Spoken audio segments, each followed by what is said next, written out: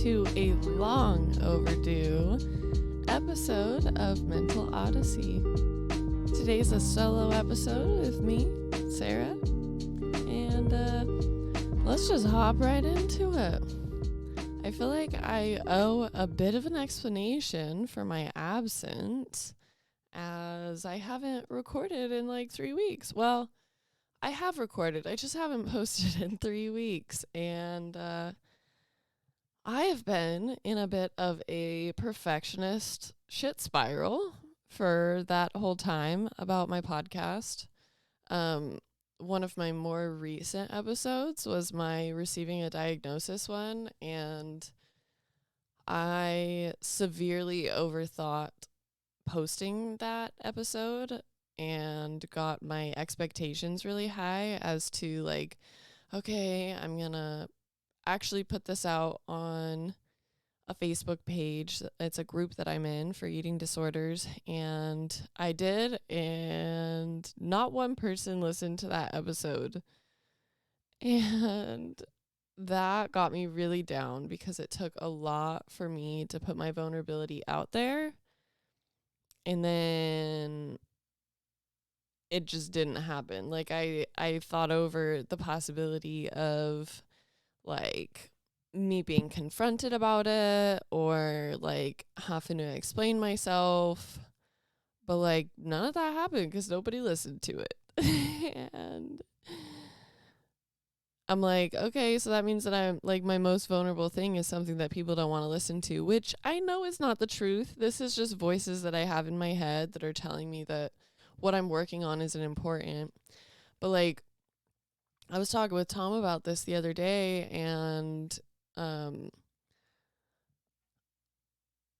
I just started this podcast for myself. It's like I started it for me to have a place to put my thoughts down. And if it helps somebody else along the process, that is awesome. And for some reason, after that episode, I just lost it. I lost sight of that goal that I have, that intention that I have of just getting my thoughts out there. I was listening to a podcast yesterday that was talking about being addicted to pain, and it was like a 16-minute episode. It wasn't anything crazy, and I realized that I've also put rules in place for myself where I have to make an episode that's at least like 36 minutes because I saw it somewhere sometime. And with that added pressure, it's like if I'm not ready to sit down and just talk for 36 minutes or more, then it's not worth making an episode about. And that's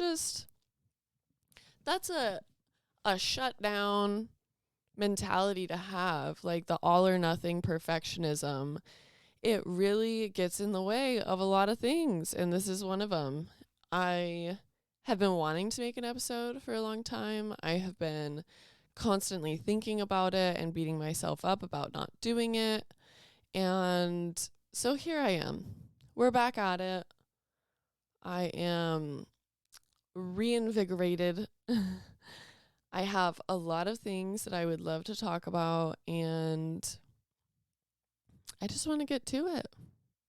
So one of the things that has been going on the last few weeks, work has been different. So my manager broke her knee and ended up having to stay out of work because of it. And that has been really hard on the team. We got a new ASM. I think I've said this before, but anyway, we got a new assistant store manager, and she came on really strong, and it rubbed a lot of the team the wrong way. And then my manager broke her knee and was out. So now we have like a stand-in manager for the time being from a different store. There's like so much change that's going on, and people's hours are getting cut. Labor is tight, and a lot of people are just not wanting to have their job right now. Like, they don't want to be working at my work, and since I'm a supervisor there, I feel a responsibility to keep the morale up. And I feel like I'm failing every day because my morale is low too.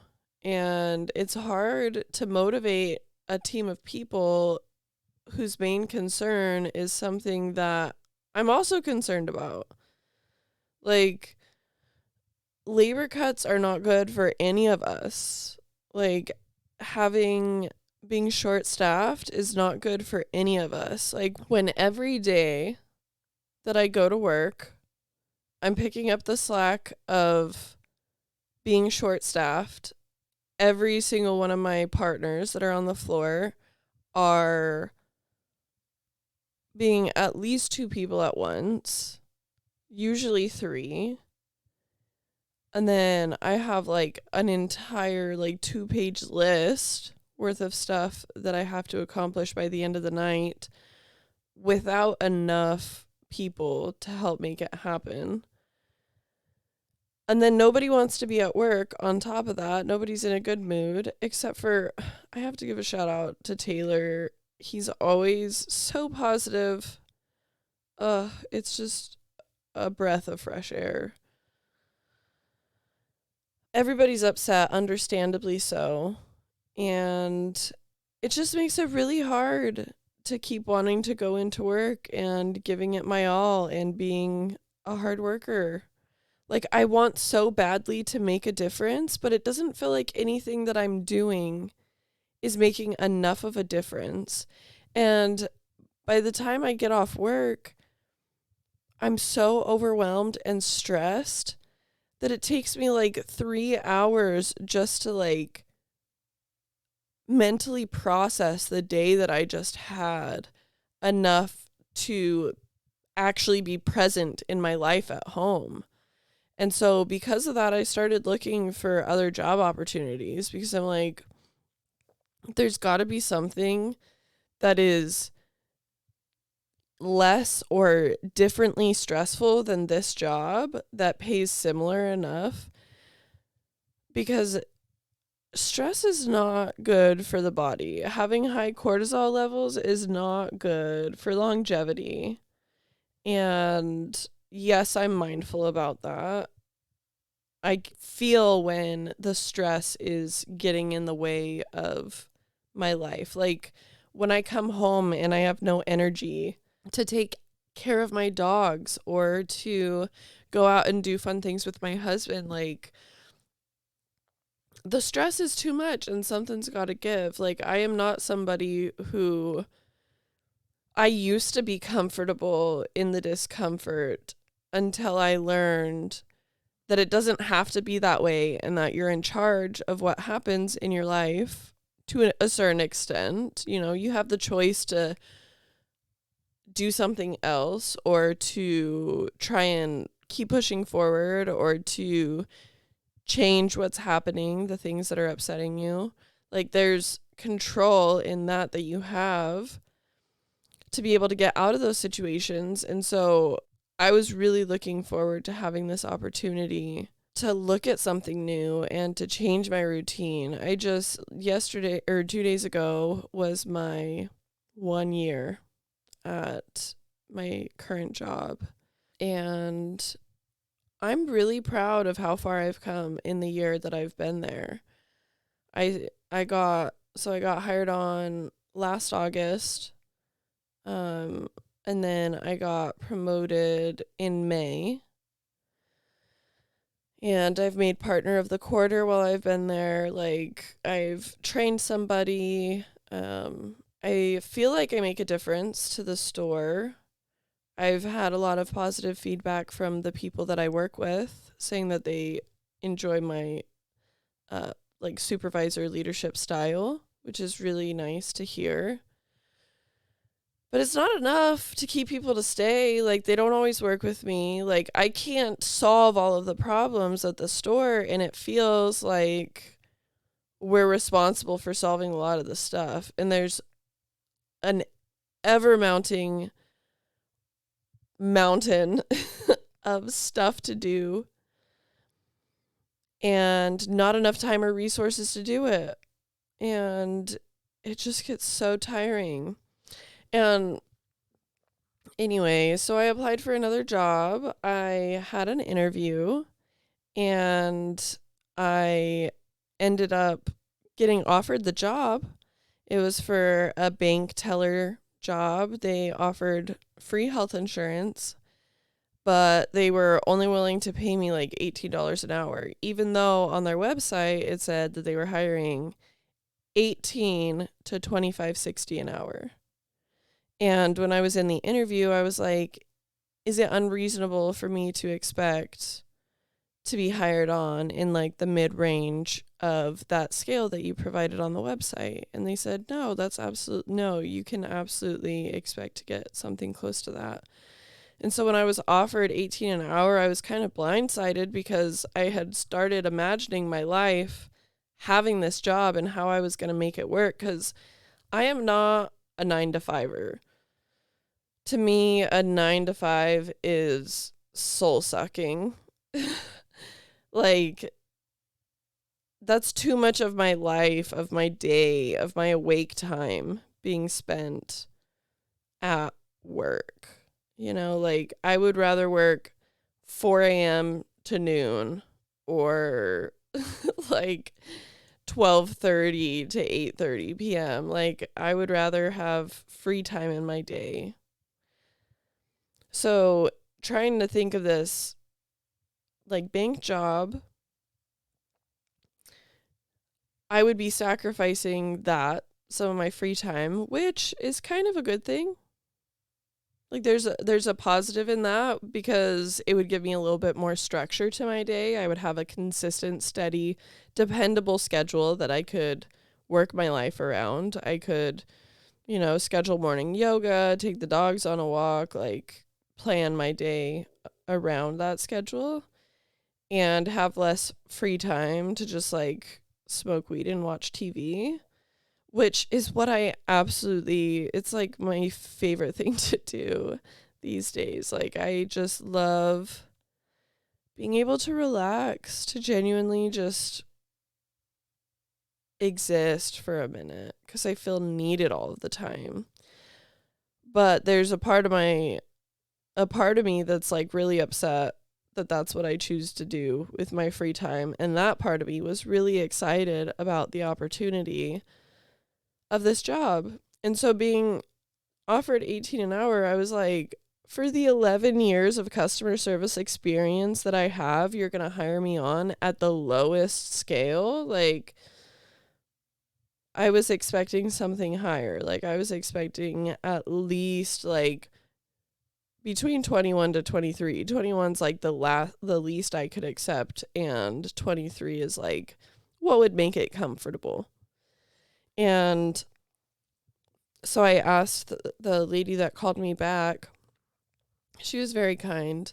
I asked her if she could go back and see if there's anything they could do.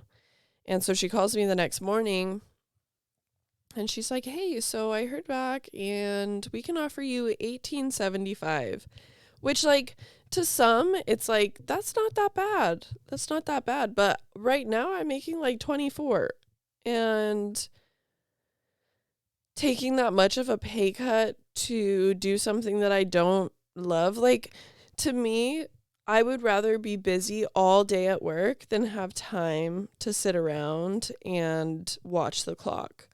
Like, that's something that I get out of my job right now. Like, I get there, and there's some days where, like, I go in, clock off, and that's how it feels. Like, I could be there for 7 hours, and it's like, oh my God, was I even at work today? Like, it just breezes by because we're so busy and there's so much expected to get done, like I said, with not enough time or resources or people to do it. So that actually ends up being a positive somehow. But I was really disappointed by that. I got my hopes up about it, and I had to turn down the job offer because I just cannot, like, I'm already not making enough money to pay all of my bills. I can't afford to accept anything less than that. And I personally feel like I bring more to the table than to be given 75 cents more than a high school graduate. Like someone who just graduated. Like I can't, that's, no, no. I'm worth more than that. My experience is way more than that. And so it's kind of weird. They did a group interview, and I wonder if that's because they're just like underselling everybody and seeing who accepts the job offer at the low ball. Like, I don't know. That's just my rationalization of the whole thing. But that was really disappointing. And on the day that I found that out, Tom ended up finding out some really disheartening information about his team and ended up having to quit his real estate team, or not having to, but choosing to leave his real estate team. And so that was really blindsiding to him. He was really disappointed by that. And so I didn't have any space to like grieve this out loud, because like my whole household is like grieving different things all at the same time. And that was a lot. I also met a really nice neighbor recently, and I've been trying to go and spend some time over at her house, but in the last couple of weeks it's just been absolutely insane. And I haven't had the energy, and I feel bad because I feel a little bit of a pressure from her to show up more often, but I haven't had the space to like give more than what I am right now. And yeah, it's been a lot. So right after Tom left his team, he got a lead that ended up putting an offer in on a house, which was awesome. But our air quality was like near 300, if you know what that means. Like it was dangerous for everybody. There was particles in the air. And that's when these people came out to see the house and put an offer in. And after getting home, his wife unfortunately got sick from the bad air quality here, and they decided not to move here, which I don't blame them. I am not a fan of fire season either. If I would have known that before I moved here, I may have thought twice about it. But anyway, so that offer got taken back. And so it's like a W followed by like 3 L's, and then like 6 L's followed by a W followed by an L. And it's hard. It's been hard. It's been hard to try and get out of a negative headspace. I wanted to start doing yoga with Tom like every morning and potentially every night, one of the two. Some days I open, some days I close, and so kind of alternating. But then when the shit hit the fan with his team, all of the plans that we had just recently set into place fell by the wayside. And so that's been discouraging. And also, my eating disorder has been really loud recently. Just to add like some context here. So I work at Starbucks, and I get free drinks, like as many free drinks as I can drink in the breaks that I have, basically. So like maybe 4 a day maximum, and then like 7 free food items a week. And before, I didn't have a drink that I really liked from there, but I found one now. And I also found like a lunch sandwich that I really like. And unfortunately, the calorie count is written in plain view. And since I know that information, I was like, oh, this can't be good for me. I'm drinking more drinks than I was before, and I'm eating more than I was before, and I was starting to notice changes in my body, which at this point is progress, but my eating disorder voice does not have, like, hasn't been updated, like, all I see is that the same problems that I started my eating disorder because of are showing up again.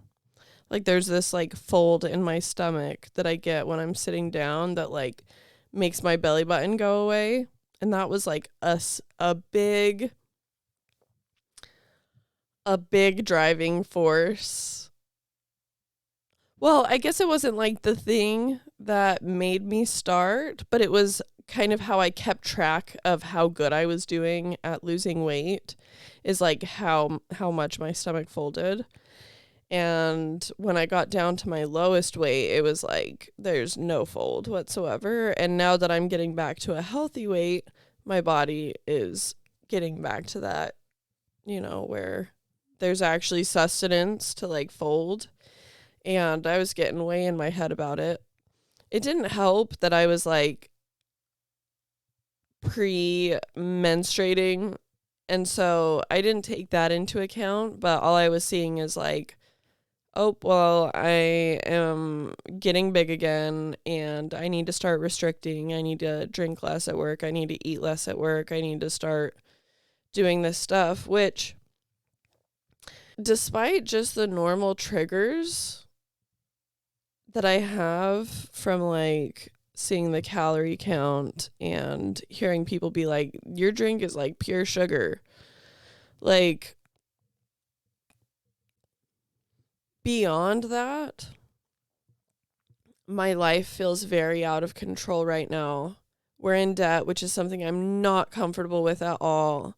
I'm not loving my job, which I want to love my job. I want to enjoy it again. I want to like feel that excitement and that drive to be there again. Like, there's a lot of things that are going on that feel out of my control. So it's only natural for my brain to go back into that like control spiral of like trying to gain control of whatever I can. So that's been something that I've had to fight, on top of like the stress with work and the stress with Tom's stuff going on, not feeling like I have the space, and then also not feeling like I can follow through with commitments that I've made to other people. Like, I just feel like I'm letting a lot of people down, and I'm being let down, and it's just chaotic. There's just a lot of chaotic energy that's been happening and shutting me down recently. I wanted to get on and record about and talk about this because I don't think people talk enough about some of the bad things that happen in life, some of the hard things, because like, even as I'm saying all of this, there's a voice in the back of my head that's like, stop complaining. Like, people have it way worse than you do. But that's like something that was built into me from like adults that were in my life growing up, of like, come on, your circumstances aren't that bad. Well, sometimes they are. Like, sometimes I know that other people have it way fucking worse than I do. Like, I totally understand that. Also, it's hard for me right now. It's hard. Life has been overwhelming and stressful and hard, and being without health insurance and like going through the next phase of adulthood has been hard on me. And I think it's okay to accept that and to say it out loud and to put it out there. And I don't think that it's complaining. I think it's accepting where I am right now so that I can see something new. And I think we could benefit from that as a society, as people. I think that being able to have a bad day and being able to say it out loud and own it and then move forward from there is really important, because when you're not heard, it's easy to get stuck in the upset and not let it out and be like, you know what, my words don't matter. Someone else has it worse. Like, you just bottle everything up until it actually shuts you down or you get sick. Like, your body has a way of making you deal with it if you don't choose to deal with it on your own.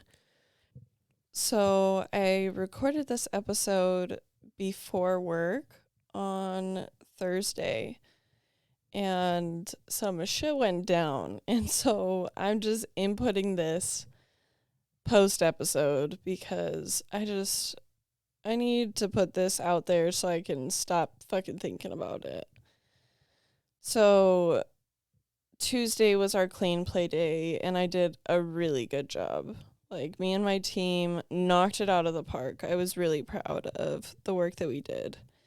And I had a good day on Monday and Tuesday, which I so needed because I just had so many chaotic days at work in a row that it was nice to have like a couple of good days under my belt. And then Wednesday was an insane day. We were getting ready for the launch on Thursday, and we were not staffed properly to be able to handle what we had to handle that night. And I had to like last minute run a lunch, like literally within the last hour of being open, so that we could finish all of the promo stuff. And like, I felt failed by my management because they did, like, you know about the launch. You know that this is going to be happening for like weeks in advance. And I feel like they should have planned to have extra coverage that day, but they didn't. And I had to like pick up the slack of that. So that was difficult. And so Thursday, I'm like going into it with feeling underappreciated and knowing that it's going to be a busy day. And I get on the floor, I'm like immediately put on bar, and within like a half hour to 40 minutes of being on bar, it was put down to a solo bar. On launch day, there were 3 people on the floor, which, if that means nothing to you, just know that it means that we were understaffed, underprepared. People are upset because it's taking forever for their drinks to get to where they need to be. And I was the one that was responsible for making all of the drinks. I had people coming up to me and being like, hey, can you just change this into this? And I'm like pulling tickets, trying to find theirs. And I pulled like 12 tickets and still did not get to their drink. And I'm like, I will keep this in mind. I just can't find your ticket right now, so give me a minute. And so I was like already just really frustrated, on the verge of tears, like thinking to myself, you know, I could really use a pep talk from upper management right now, because we had our district manager and our stand-in manager back at the table, that they were there helping us with our schedule and stuff. And I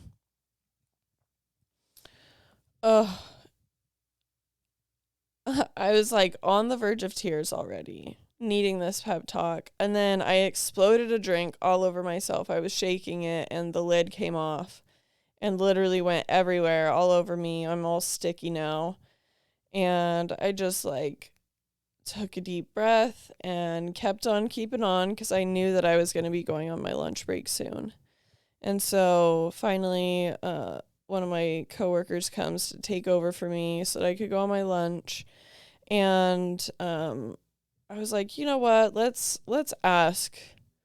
Like, I was still very much on the verge of tears at this point. Like, it was too much for me. And I went to the bathroom, and right outside the bathroom is this long table where all of the management was sitting. And I was like, hey guys, I really need a pep talk right now, because I am on the verge of needing to take a mental health day, and I don't want to do that. Like, I had a really good couple of days, wasn't appreciated for it, was understaffed last night, and now here we are. And like, I just need you guys to say something to me to help me get through the day. And my district manager was like, well, this is kind of just what being at work looks like. Like, this is it. Like, we go through times, and you need to be the one that can, like, hold the team together during that. Like, have you considered if this is the right job for you? And I was just like, okay, hold on a sec. Just so that we're on the same page, are you telling me that it is a lack of my mental fortitude that is making this job so hard? Like, it's me. I'm the problem. Like, not the way that the staffing has been, or that morale has been low, or that, like, our store, like, our community there is in shambles right now. Like, we've had a lot of people leave. We've had, like, a lot of changes recently. And, like, I don't know what to I don't know what to do with that. And she's like, "No, don't put words in my mouth. I did not say that. That's not what was said." And I was like, "Okay, but that's how I'm taking it. Like, I work really hard and I take pride in my job. And the reason that I am so upset right now is because I take it seriously. I take my job seriously. I take the responsibility of this seriously. And, like, I just was reaching out to get some help because I am overwhelmed today and I don't want to leave. Like, that's all." And, like, this is the second time in the whole year that I've been there that I've been at this position where it's just, like, too much. And the first time was when I was a baby barista, when I, like, was on Cafe Mobile during a rush for the first time. And anybody who understands what that means is like, yeah, I've been there too. Like, most people who work at Starbucks have been in that place where they're like, this is too much. Like, there's too much going on at one time. But that's basically how it's been for the last, like, month and a half at our job, where it's like you have 4 bad days, 1 good day, a bad day, 2 good days, 5 bad days. Like, it's just been like that recently. Anyway, back to the point of the story. I was talking with my managers, and I talked to them for 15 minutes and got nowhere except for my district manager thinks that I should really consider whether or not this is the right job for me, which if she would have known that I literally got a job offer earlier that week, she would know, yes, I have considered it. I have put lots of thought into that and chosen to stay with you guys, and I am questioning that in this moment. But anyway, I was like, okay, well, I can't keep having this conversation. Like, I'm wasting my lunch. And so I walked away in, like, full-blown tears up to the front, got to the back of house, and grabbed my stuff so that I could go out on my lunch. I couldn't eat. Like, I was way too anxious to be able to eat. So I go through my lunch. I called my husband and was just, like, venting to him, just being like, how dare she say that to me? Like, how dare you ask if I am cut out for this job that I have worked so hard for in the last year. Like, I got promoted. I got hired in August. I got partner of the quarter in April, got promoted in May. Like, I have excelled at this job, and I haven't heard her give me specific compliments about how good I'm doing. And so, I don't know. They were saying how, like, they've been in there every day, and I'm like, how would I know? I'm a closer. You're there for the openers. Like, you're there during peak, during the important part, and then the people at night are just forgotten about. Like, we're just here. But anyway, I get back from my lunch. I'm, like, still heated, still, like, I could cry if anybody asked me if I'm okay. Immediately when I get on the floor, 3 people ask me if I'm okay, and I'm like, guys, just fucking drop it. Like, I can't right now. And they're like, totally understand. We got you. And then management comes up, hey, we need to talk to Sarah. They pull me off the floor. I'm like, oh my God, here we go. So I go back there, they start having a conversation. Oh, I didn't want to leave it off where it was and whatever. And I was like, honestly, the way that conversation was going made me feel like very disrespected. Like, you called my work into question and asked if this is the right job for me. And she's like, I didn't say that. I'm like, you know what? It doesn't matter what you think that you said. Like, what I think you said is what I'm upset about right now. So let's focus on that. Let's talk about that. And I just expressed to them, like, there's a toxic positivity that happens here where we're not allowed to talk about any of the bad things that are happening. And that is what is ruining this workplace. Like, if you can talk about the hard things, then they can get better. They can get easier. If you're not allowed to talk about the hard things and it has to be, well, just put a smile on your face and keep on keeping on. Like, when I literally cannot do that, I can do that 99.9% of the time, but in the 0.1% that we're at right now as a store, like, it's hard. Like, I know what's expected of me. You don't have to reiterate my job title to me. Like, I know what's expected of me at this job. I feel like I've been meeting and exceeding expectations for a year now. Like, come on. But anyway, there was like a little back and forth. I, for a minute, didn't think that it was going to get resolved, but I used some of my conversation skills to try and get back on the same page. I was like, I really do feel like both of us are saying the same thing. Like, we're both working really hard to get us out of this position, and nothing is happening fast enough for us to feel the relief of the help that's being sent. Like, I understand that you guys are working hard and that you're here late, and I appreciate you being willing to do that. I am also working hard and I am here late. Like, trying to fix some of the things that are happening here.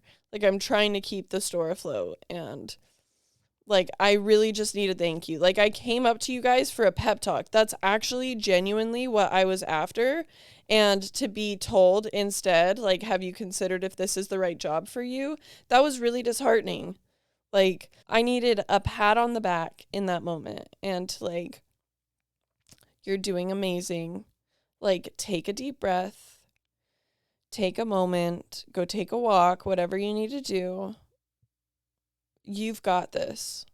Like, I know things have been tough and I appreciate your resilience. Like, something along those lines to be like, thank you. I appreciate you. Now I can go back on that floor and be a good leader for my team, you know?